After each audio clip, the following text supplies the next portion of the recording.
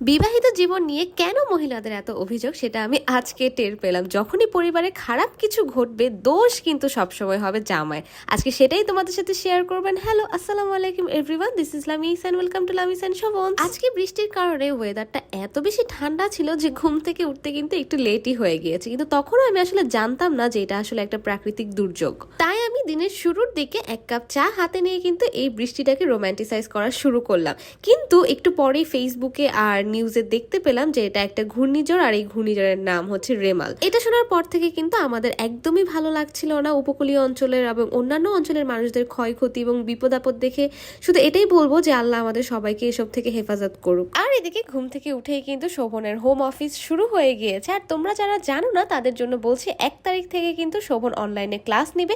তোমরা যারা কন্টেন্ট ক্রিয়েশনে যুক্ত হতে চাও, ফেসবুক ইউটিউব থেকে টাকা ইনকাম করতে চাও, তারা অবশ্যই যোগাযোগ করবে। এদিকে আমি ঘর গোছানোর সময় চিন্তা করছিলাম যে আমরা যারা বাসায় সেফ আছি বা পরিবারের সবাই একসাথে আছি তাদের জন্য কিন্তু বৃষ্টিটা অনেক উপভোগ করার মতোই বিষয়, কিন্তু যারা বাইরে আছে, ধরো খেটে খাওয়া মানুষ আছে যারা, বা দুর্যোগের মধ্যে যারা আছে, তারা যে কতটা কষ্টের মধ্যে দিয়ে যাচ্ছে সেটা কিন্তু আমরা বাসায় বসে কখনো কল্পনাও করতে পারবো না। আচ্ছা, এবার তোমাদের সাথে একটা মজার স্টোরি শেয়ার করি। আর সেটা হচ্ছে, সকালে উঠেই দেখি মার মনটা একটু খারাপ, মানে আমার শাশুড়ি মায়ের মেজাজ একটু গরম আর কি। আর তার কারণ হচ্ছে বাজার তার মন মতো হয় না। আমার শ্বশুর যে বাজার করে এনেছে এটা তার একদমই ভালো লাগে না, কারণ সে দেশি মুরগি না এনে সে এনেছে পাকিস্তানি মুরগি। এদিকে কিন্তু মা ঠিক মতো বাবাকে বলেও দেয়নি যে কি আনতে হবে। এই জন্যই হয়তো বা বলে সংসারে উল্টাপাল্টা কিছু হলেই কিন্তু সবসময় দোষ হবে জামাইদেরই। শাশুড়ি মায়ের কথা যেহেতু উঠেছে, তোমাদেরকে তার নিজের হাতের বানানো এই হার্বাল তেলটার কথাও শেয়ার করে দিই।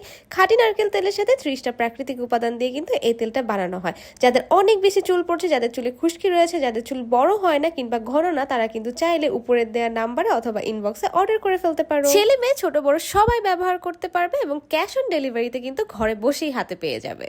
আচ্ছা, এবার বলি, সংসার জীবনটাই আসলে এমন, যদি একেবারে খুনসুটি ঝগড়াঝাটি না হয় তাহলে কিন্তু আর সেটা সংসার থাকবে না। কারণ একদমই যদি মনোমালিন্য না হয় তখন কিন্তু আর আমরা সেই ভালোবাসার মর্মটাই বুঝবো না। আমার শাশুড়ি যেমন আমার শ্বশুরের সাথে ঝগড়া করে, আমার মাও আমার আব্বুর সাথে ঝগড়া করেছে, আমিও কিন্তু শোভনের সাথে ঝগড়া করি। মাঝে মাঝে যখন আমার কোনো কিছু মন মতো হয় না কিংবা কোনো কিছু নষ্ট হয়ে যায়, কোনো জিনিস ভেঙে যায়, দোষটা কিন্তু সবসময় আমি আমার জামাইয়ের ঘাড়েই চাপিয়ে দিই। এসব কিন্তু সিরিয়াস না, শুধুমাত্র খুনসুটি। আর তোমরা কারা কারা এমন করো তা কিন্তু অবশ্যই আমাকে জানাবে।